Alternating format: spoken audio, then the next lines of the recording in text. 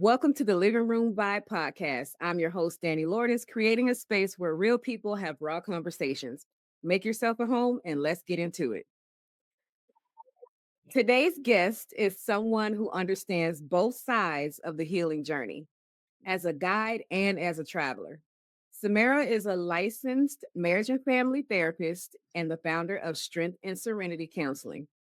But what makes her story so powerful is that before she was helping others heal, she was a little girl navigating her own family's challenges. You ever notice how we treat love like a hand me down sweater? Sometimes it fits, sometimes it doesn't, but we wear it anyway because it's all we know. Today, we're going to talk about trying on something new, and we have just the perfect person to help us with that. So please help me welcome Samara to our living room. Okay, so Samara. So Samara and I go way back. We were in college together, and in Gainesville, Florida. And so we've known each other for many, many, many years. And we've seen each other in our ups, downs, uglies, Yeah, beautifuls, weddings, everything, yeah, all in between. Okay. So it's been such a privilege to see her grow as a person, as a mom, as a wife, um, as a business owner, and starting her business. So I'm really grateful to have you here with me and no, to be on my girl, I'm so glad to episode. be here. Thank you, Danny. Okay, so tell me a little bit about that little girl and what those family challenges were that you experienced as a little girl that you feel like really helped shape your thought process around Mhm. relationships? So loaded. So I think back, my mom got clean when I was born. So to my first conscious memory, um, I feel like our whole family was kind of entrenched in my mother's recovery. Like we didn't function without it, and she made that known. Like recovery was the priority. I'm also gonna know my parents were not together for I feel like they purpose was to come together and create me, and that was about it, you know. So my dad was always involved, but didn't live in the home with us. So I just want to kind of make that known. My dad and I always had a really good relationship. He was, I'd probably say, the more stable parent, even though we primarily was my mom. But the part that shaped me, I think so much about. So I'm a middle child, two brothers, for y'all who don't know me. Um, and our rhythm went around my mother's recovery. So, some people grow up going to church and you in church for like 5 days a week and all of that. We didn't do that. Our thing was going to NA meetings. We were there multiple times a week until we were old enough to stay home. Um, but from as early as I can remember, I was in a healing, to me, like much, much, much back to recovering addict because um I saw their fight. I heard the rawness of their story from a time before I can speak. And so I think, one, openness and transparency. I just feel like I've always been in an environment like that. So I know what that feels like. It feels like home. And I think that's what helped me to be kind of emotionally available for the people in my life. Like I've been listening for as long as I can remember to the hardship of people's lives. Um, but then I think about my relationship with my mom, and I remember as a little girl, it was so tough not having access to her the way that I wanted to because she took her recovery Right. first. And so it created this thirst for like deep female or feminine relationship.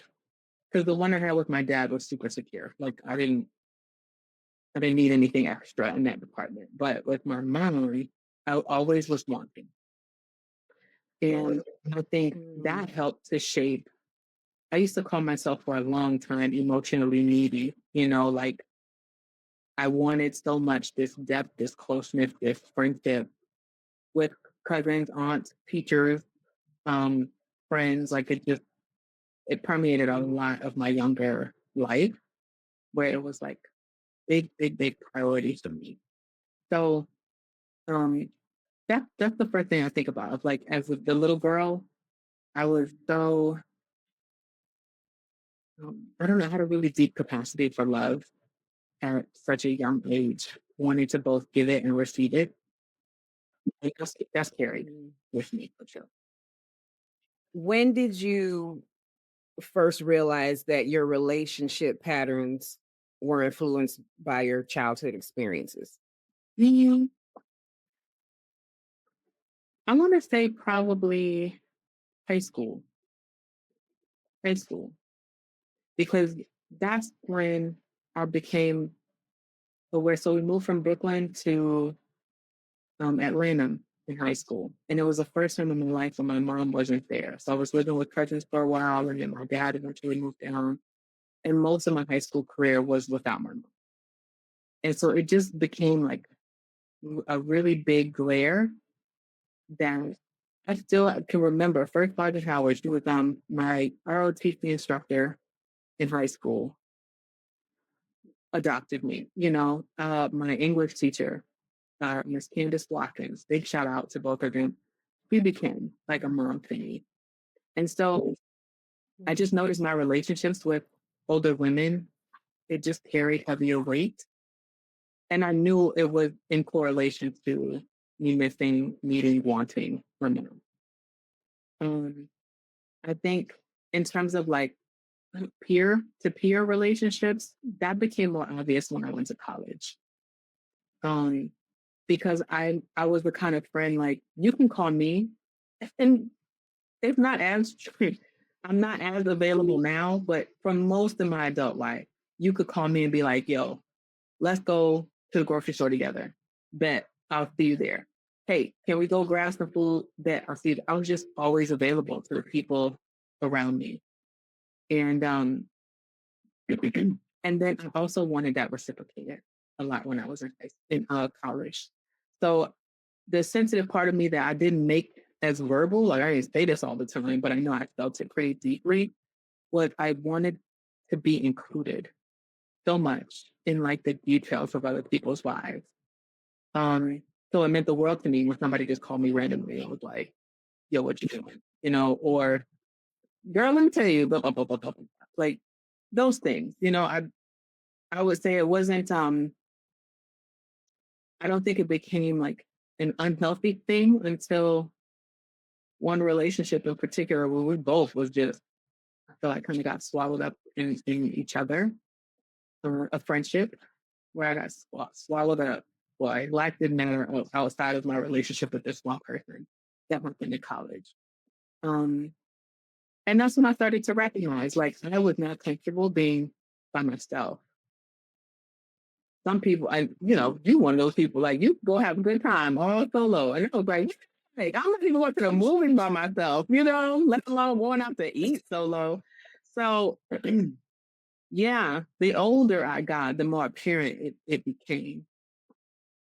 And I'm going to say I definitely have not been short of learning experiences to help me see still how I'm affected by that, by my upbringing. So I know we have experienced life together. And I know you've kind of talked about this on your counseling website, kind of letting your um, future clients, prospective clients know just a little bit Yeah. about yourself. But some of the things that you talked about was, you having a miscarriage, losing your mom during pregnancy, relocating to Florida right before another Mhm. pregnancy. Um, Tell me a little bit about those experiences. Yeah. Okay. So I'll start with the miscarriage because that one for me, it was such a I don't know, a short-lived experience. Like I remember in grad school was when I started hearing about how common miscarriages were. And that was kind of the extent to it. Like from a therapeutic lens, know that it's common, know that women are going to go through this. But like as a woman myself, I never, nobody in my family ever talked about having a miscarriage. So I really never, I don't know, had like an up close and personal encounter with it. Um, Even friends of mine had miscarriages, and that was it. It was like I had a miscarriage, and then nobody said anything else. So we found out Father's Day weekend that we were pregnant, like on a Thursday, and by Saturday I was having a miscarriage. I was at work and in a lot of pain. Wow. I remember being angry. I was angry at all these women who had told me miscarriages are coming. And I'm like, well, why in the world did none of y'all ever explain like um how hard it was on your body, how hurtful and painful it was. And the time at that time, my mom was in the same hospital with me. She didn't know I was having a miscarriage because she was dealing with her own medical stuff. And it was a hot mess. So that's what I'm going to say. I remember Matthew and I didn't even get a chance to tell people we were like pregnant. He was calling folks frantic of like, yo, Samara's bleeding out. What's going on? Well, we just thought we were pregnant. So what do we need to do? You know, so it was a pretty frantic time, but 100% gives me empathy for women who carry for any extended period of time, women who planned on it. Like I was just happy to know I could get pregnant at the end of that. And Right. and was like, okay. So even Matthew, my husband, was like, real talk, we didn't know if we could conceive until that happened. So it's a bag of mixed emotions. Um, but I didn't carry at the time, I didn't carry like a sadness that I lost the baby because it was so fast. I don't feel like I really had much of a chance to like develop an attachment. Um, Yeah. Yeah, it was so new, Yeah. so fast. And then now I'm like, I wonder, because I've got two kids, I don't want no more. But I was like, it would be nice if little homie could have made, his or her way over. And I can have the three kids that I always wanted, but we just don't settle with you. Um, but losing my mom, bro, that that's loaded. Yeah. I I remember I was 7 months pregnant. Um, And it was just shocking. That's, I think, to me, like, she had been dealing with health issues in and out the hospital, in and out of rehab, in and out of nursing homes. And she was clean. So when you say rehab for like physical rehab, not substance use. Um, but when she died, I was angry because I had planned on her coming back home. I mean, literally, I was trying to convince the doctors, like, let's put her in assisted living because she cannot sustain living by herself. It was a really traumatic experience that led her to go to the hospital. Um, so being there were different times because I was pregnant, they were giving her medications where I couldn't like be around her. But we had two sets of really close friends that they didn't leave me. Like I was never alone in the hospital once things got real bad. And then I started thinking like, I cried so much. Like I cried so much. I remember thinking, how is this going to affect my son? Like I don't want him to come out depressed or anxious, or what kind of sorrow am I transferring, in this? Um, and then the reality hit when she passed. Like I just never pictured. She was so hyped about this was her first grandchild, and I never pictured me having a baby without her there. And you know better than most people, my relationship with my mom was extremely complex. Like we were Yes. not BFF. Um, and at that point in time, she was really trying to be pregnant with me while fighting illnesses, Right. Um, and I wasn't really in a place ready to receive all that she was giving me. It was real complex of feelings. Mhm. Of like, I didn't feel guilty, but I felt really sad that like our timing didn't match that I could have enjoyed her like for the last several months even in the way that I would have liked. And so it feels weird to say it this way, but a friend of mine, she was like, well, maybe your mom is more in service to you on the other side than she is here. Mm. Wow.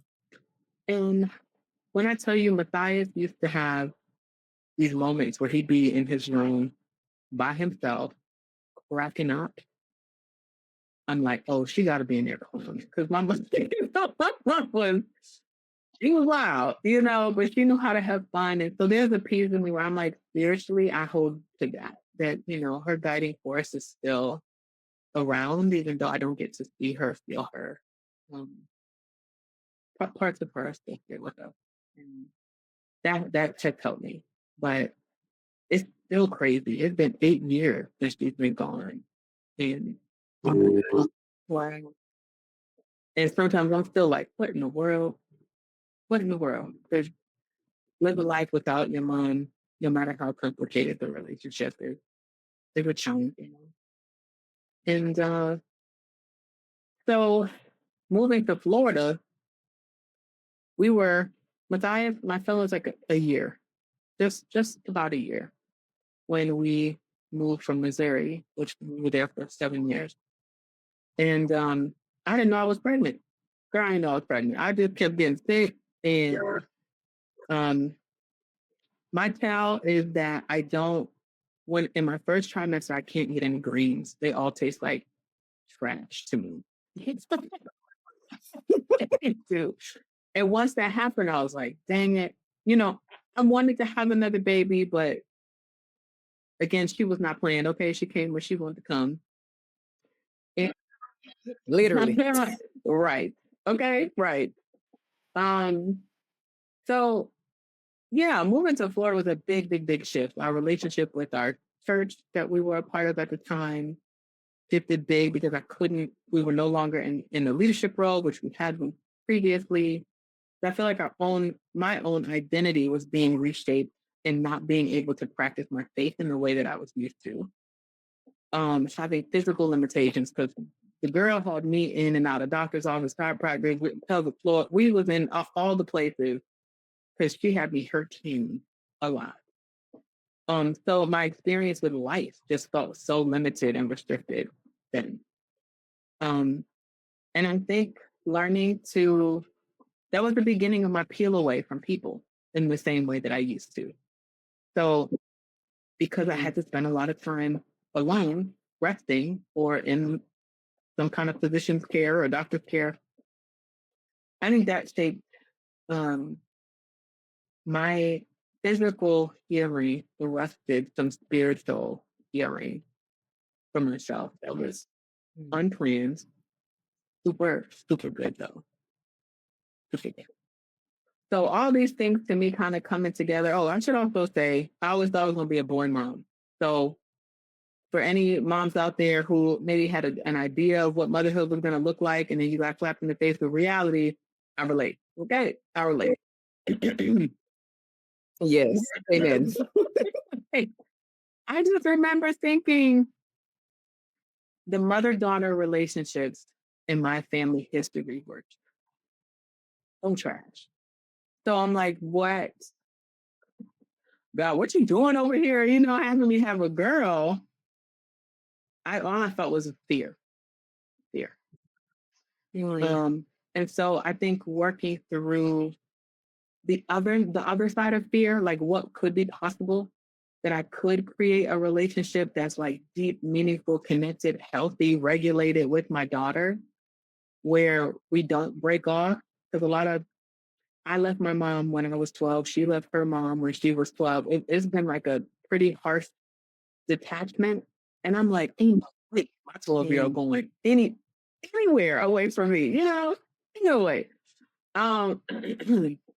So I just started leaning into the other side of things of like, well, what's possible versus just what I fear.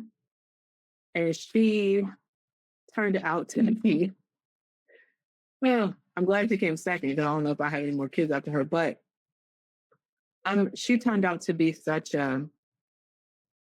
mirror of me in all the best ways that I remember wanting somebody to preserve, somebody to help uplift when I was a kid. Like, so it is something healing in me, being able to see her for who she is, not just who, who I used to be or who I want to be or who I want her to be, but just as she's presenting herself, that I feel like is my privilege is I get to encourage, uplift, connect with her intentionally.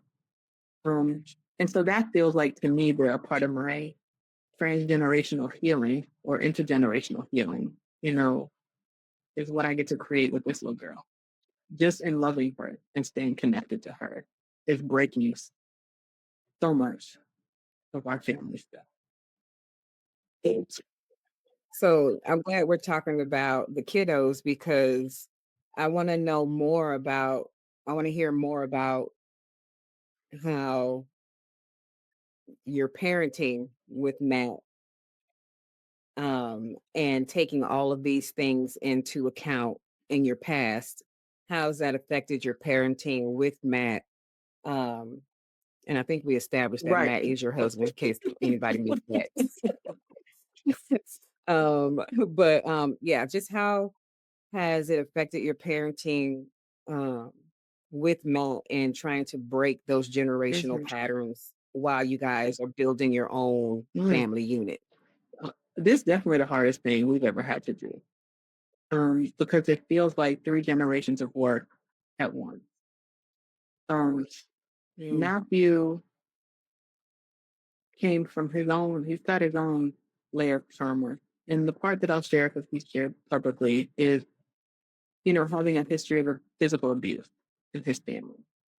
So that and not having access to his father as a boy was so huge. Like there were probably, to me, it's heartwarming stories of like moments of connection. His dad would come home, Ethan loved to take off his gloves, socks, and shoes because that was a moment of connection for him. And Mhm. not there's a piece of me where it's like, oh, that kind of breaks my heart that like that was the moment that you felt connected to your dad. But also, like, I get it, life was a little bit different. Also, his parents are immigrants, so like they got their own thing there. But Jamaica, just Jamaica. Okay, go ahead. Sorry. so I think Matthew came into parenthood wanting to be a very engaged, connected dad. I'm gonna say that vision was even more clear than his role as husband. He like knew, like his biggest dream was to be a dad. So he be killing it, you know, at being present with the kids and showing up at their things. That like he makes himself absolutely available to them. They don't question whether it's a stupid show that I'm gonna say because I can't stand watching these kid shows. Okay, but he'll sit there with them and watch the shows and when he comes home, he's giving them not his speech, but hugs and, you know, listening. My daughter loved to tell her whole day as soon as you walk in the door. Um, and so to see his presence with them is huge. I think with our son, this is something I don't necessarily get the opportunity to offer in this way, but he didn't he didn't always get like words of encouragement from his dad or even his dad like teaching him things. It was always kind of like, get out the way, I gotta do this stuff. And so Matthew being inclusive is so huge for him. And being at like engaged parents. So I think we both acknowledge each other's like intention with showing up. So for me, I'm like, oh, I want my kids to be emotionally like intelligent. It's super important. I didn't get to express how I felt. It was just about compliance often. There was a lot of micromanaging in the environments that I grew up in. So I love, love, love to foster like independent thoughts. It's, you know, there's space for you to say to me as a kid what you like and what you don't like.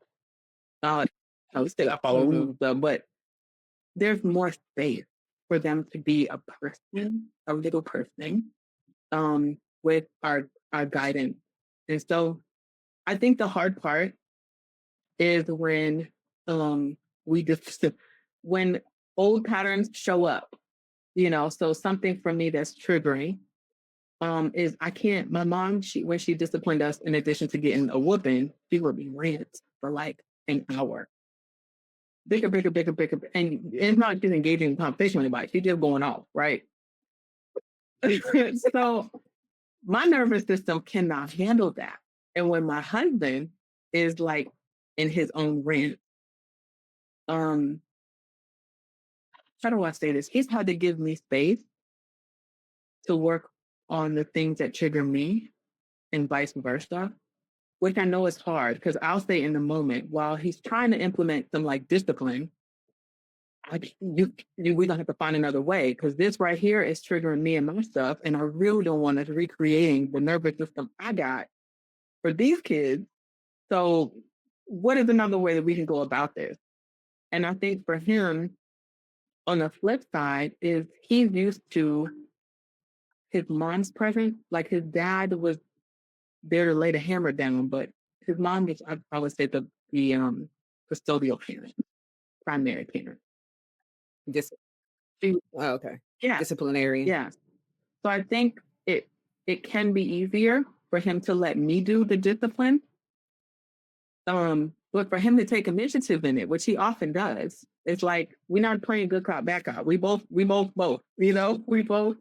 So, and the one thing I'll say too, this is the last thing that kind of sits with me in the best way, is early on in our marriage, before we had kids, we had the benefit of working with high school families or families with high school living.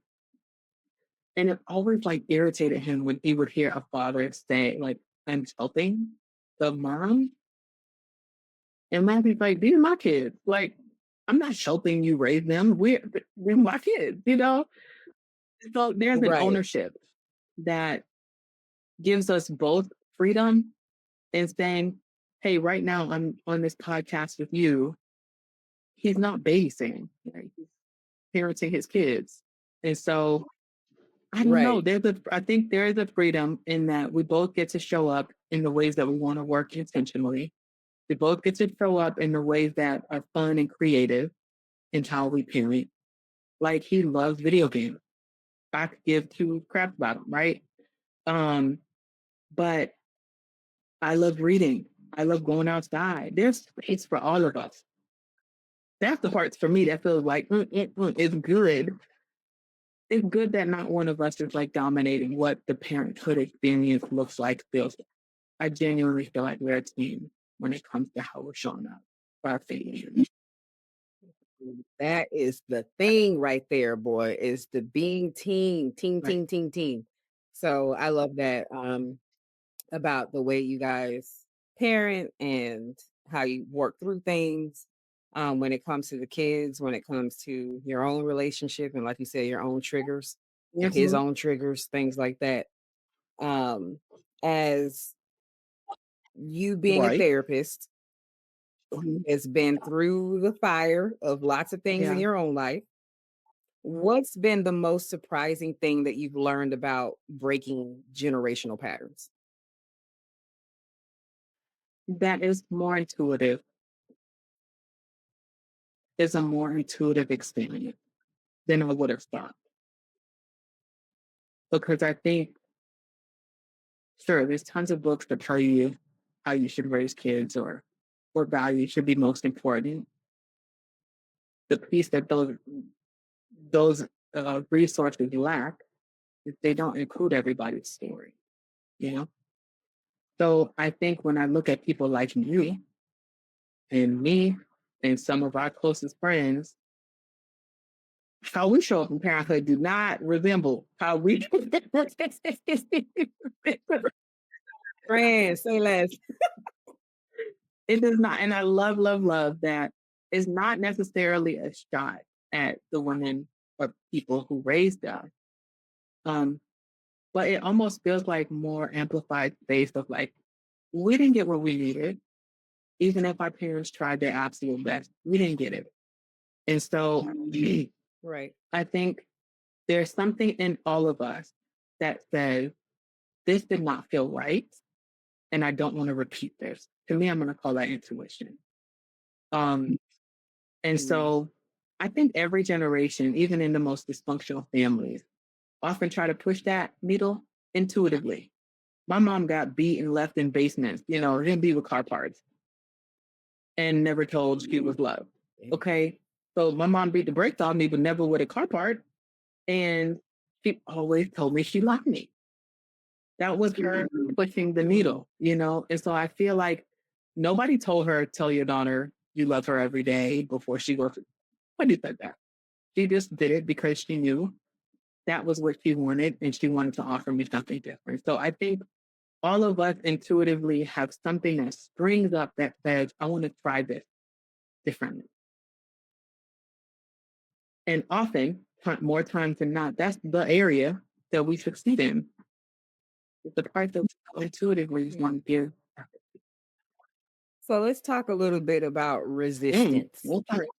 Because, sometimes our families aren't ready for us to break Right. those patterns. And so, how can our listeners navigate that pushback while still trying to remain true to their own healing journey? um, there is a great book called Boundary by Dr.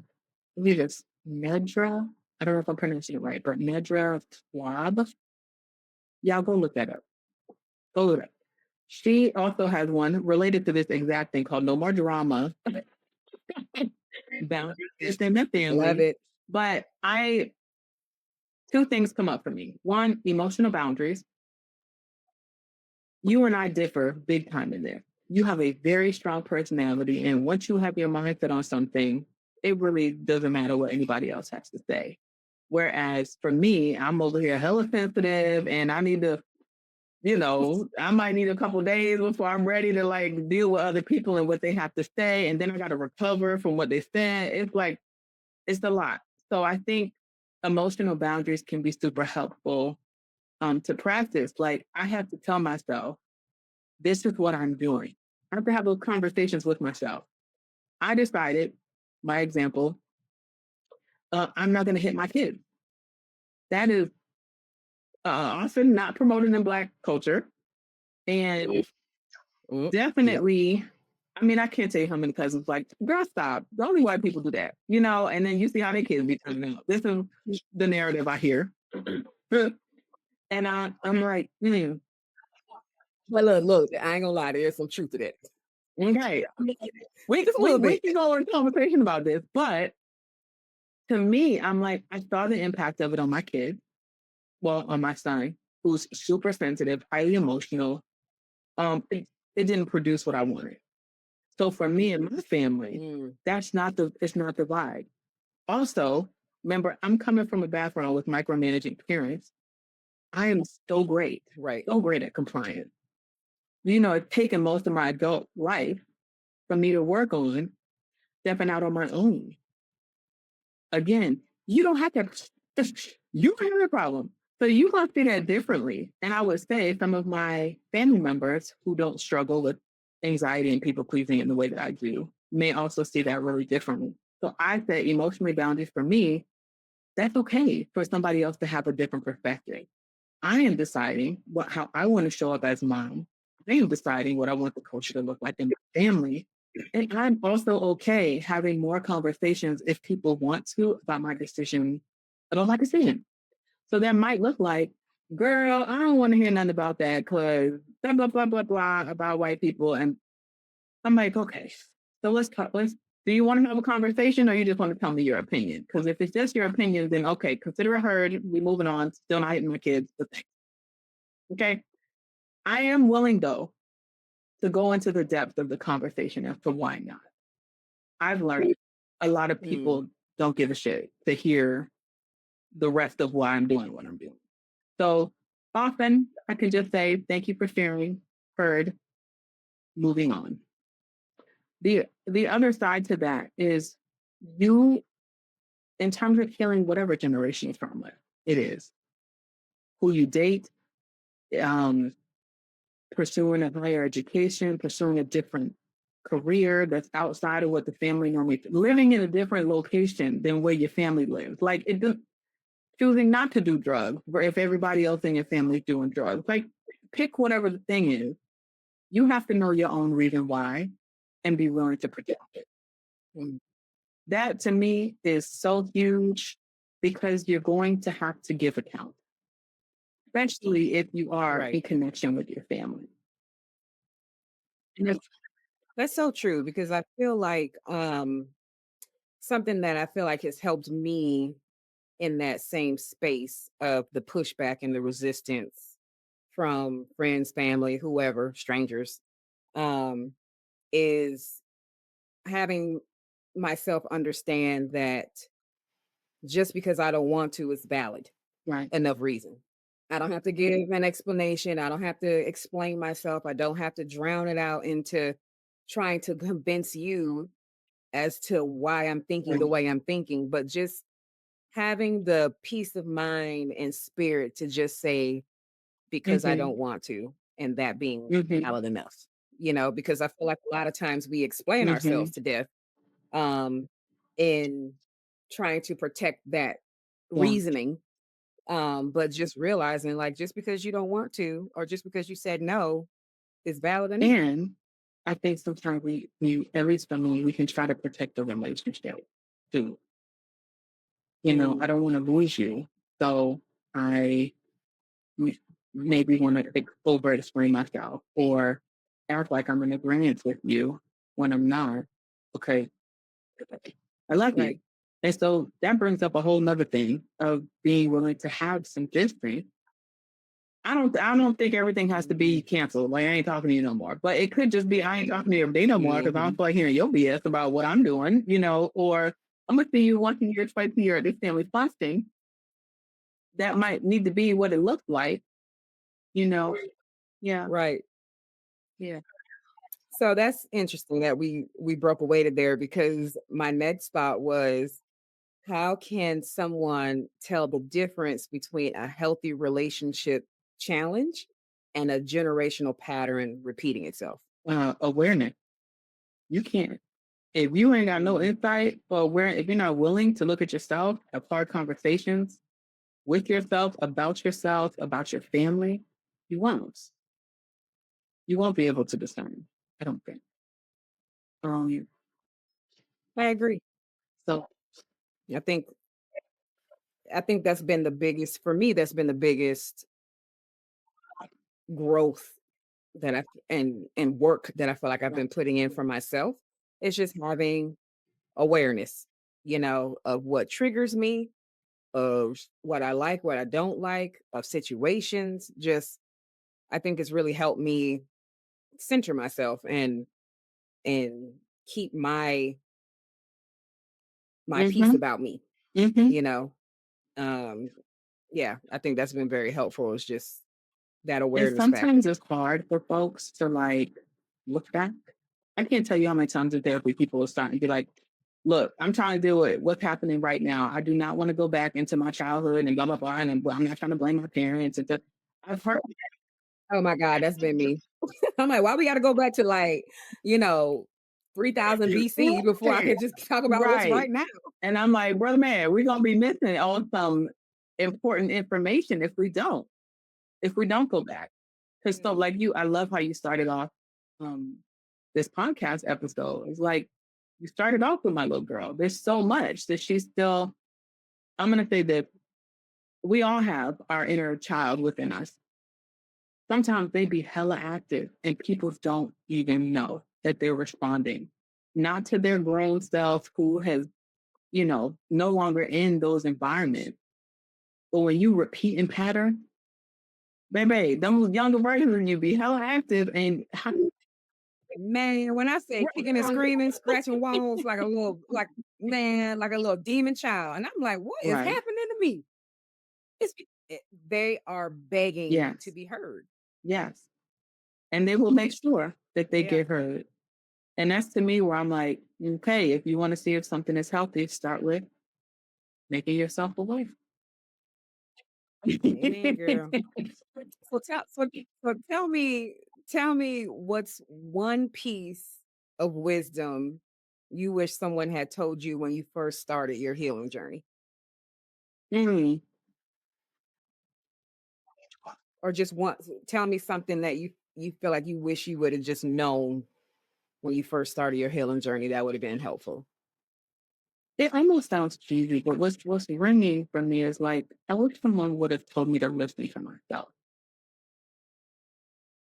really and truly, Mm. to like learn to be with myself and listen. I mean, for real, I'm heavy on the intuition, heavy, and I feel like God has given it to all of us in some capacity, but like that inner child, I had gotten used to ignoring the intuition with them. And so I started, excuse me, in my journey relying on external factors, people that I trusted, the church family that I was in. And I'm even going to say scripture. Like I'm looking for things outside of myself to tell me what my next steps to be. When truthfully, I feel like in my healing journey, I would have loved if somebody would have said, just go sit down by a tree and be quiet and listen to yourself, listen to Mm. God, listen to what nature trying to communicate to you. Just go listen instead of drawing from everything around me. I think that could have expedited a lot of my healing and Mm. strengthened my relationship with myself and then all of the things around me. Yes. Yeah. So before we wrap up, for our listeners who are thinking, man, this is home, or anything like that, or just really vibing from what you've been sharing, what's something, a small step that they can take today just to get started on their own healing journey? Spend time with yourself. Listen. I'm gonna tell you what I wish somebody would have told me and what I still tell all of my clients now. Listen. Listening can look so different. So I'm gonna give you like a couple of examples. Look at it. Come on, therapist. Listen to your body. If you're around certain people and you get tense and tight, anxious, sweating, listen to your body. You might not need to be around those people, or those people may be hurting you in some emotional, mental, physical, spiritual capacity. Listen. You can listen to yourself by journaling. I like to do voice memos for sometimes writing just feels like it takes too long. So listen to yourself. Spend time with yourself. See what are the things that occupy your thoughts, your feeling on a day-to-day basis. Because then you can pick up on the patterns. Like when you see it, you could pick up on the pattern. So practice listening and getting to know yourself. I would say those would be the main things. And um, I would also say listen to the things that bring you joy. Listen to what brings you peace. When you could get lost in a song and forget where that you're even driving in the car because you're too busy singing. Or you hung out with a certain group of people and you leave feeling refreshed. Or you read a book or did an activity and you're like, oh, that brought me so much joy. Listen to those things. Often I feel Mm. That's what's up. Thank you so much for coming on my podcast, like, Samara. I'm feeling oh, refreshed. And yeah, I'm feeling refreshed. I hope my listeners are also feeling the same, and just mm, equipped, just and with these little things of just listening to yourself. Like this seems so right. small, but it's so big, right? Because to block out the noise and to really just sit with your own thoughts and trust, learn to trust your own gut is Yeah, it's hard, but it's so yeah, necessary. So, yeah. yeah, thank you for coming. Thank you for being Yeah. my guest. I'm so happy that I got to experience my first episode with you. You know what I'm Yes. saying? Thank you for having me. Yes. Yeah. Um, so if you If anybody wants to follow Samara, know more about her or her counseling business, or just want to follow her on Instagram, she be putting out little gems all the time. Let the people know what how to Okay. follow Or you you. can find me on Instagram at Samara Blair. And my website. Spell that, So girl. Spell that because people, okay. mhm. SIMARABLAIR. Samara Blair. And then you can find me at strength and serenity counseling.com. Strength Serenity Counseling. I'm there. Awesome. All right. Well, that's it for today's episode of the Living Room Vibe podcast, where real people have raw conversations. I'm your host, Danny Lourdes, and thanks for vibing with me. And if you're feeling the vibe, follow us on Instagram at the LRV podcast, as well as hit the subscribe button and leave us a review because that's what's going to help more people find their way to our living room. And as always, thanks for listening. Bye. Bye.